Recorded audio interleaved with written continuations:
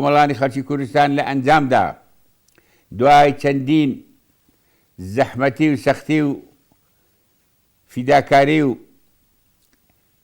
چێشتنی هەموو جۆرە ئازاردان و زۆرداریەک بە ئیرادەی پۆڵاینی خۆیان هەرسەر دەکەون ئەگەر یەکێتی ریزەکانی خۆیان بپارێزن ئەگەر تەبایی و هەواڵەتی و برایەتی لە ناویاندا بچەسپێت.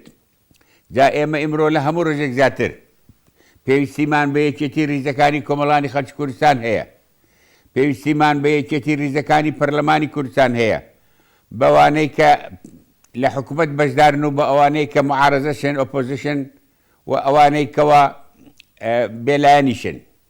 ئەمڕۆ ڕۆژی یەکێتی ریزەکانمانە لە پێناوی بەدیهێنانی ئەو ئامانجا زۆر و زەبەندەی کە هێشتا نەهاتۆتە دی و پاراستنی ئەو ئامانجانەی کە بەدیمان هێناوە. ئێمە هێشتا لە قۆناغی ڕزگاری دیموکراتی مێژووی خۆمان داین، هێشتا هەموو ئاوات و ئامانجەکانی دیموکراسی و ئازادی نەهاتۆتە دی.